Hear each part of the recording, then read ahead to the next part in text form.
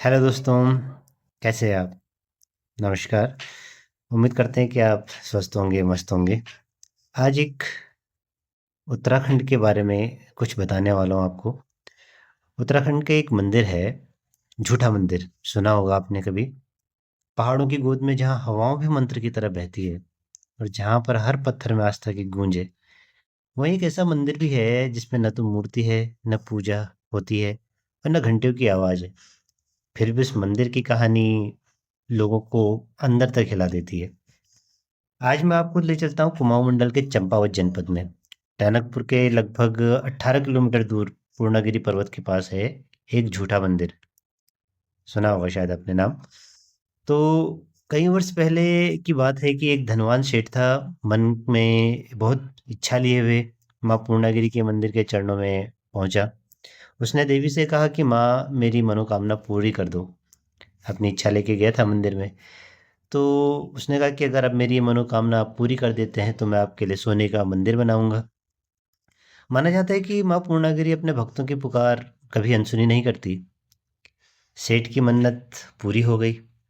भाग्य ने भी ऐसी करवट ली कि उसकी सभी इच्छाएं सच हो गई। लेकिन यहीं से शुरू होता है पतन। अब वचन निभाने का समय आया तो सेठ के मन में खोट आ गया।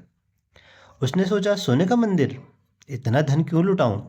अगर तांबे का मंदिर बनाकर उस पे सोने का पानी चढ़ा दूं तो किसको क्या ही पता चल पाएगा।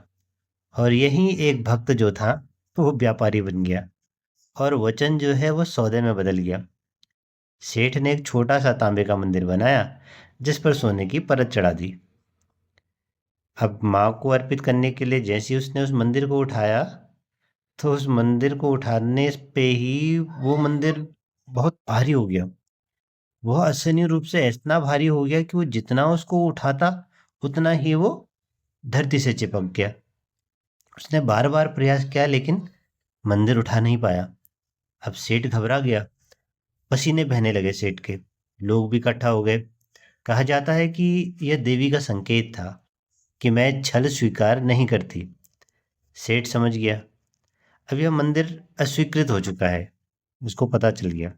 डर और पश्चाताप किया, अब वह मंदिर को वहीं छोड़कर वापस चला गया। और तभी जन्म हुआ इस झूठे मंदिर का।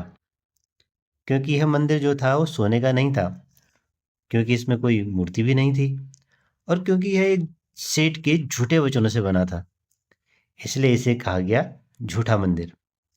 और आज भी यह मंदिर वहीं पर है। न कोई आरती होती है, न कोई पुजारी है, न कोई घंटी है, बस एक मौन चेतावनी। दोस्तों, ये झूठा मंदिर का किस्सा आपको क्या सिखाता है? यह मंदिर हमें डराता नहीं है, यह हमें सिखाता है कि देवताओं को सोना नहीं चाहिए, उन्हें सच्चाई चाहिए। मन्नत शब्दों से नहीं, नियत से पूरी होती है। और आस्था में यदि स्वार्थ घुस जाए तो सबसे बड़ा नुकसान आत्मा का होता है।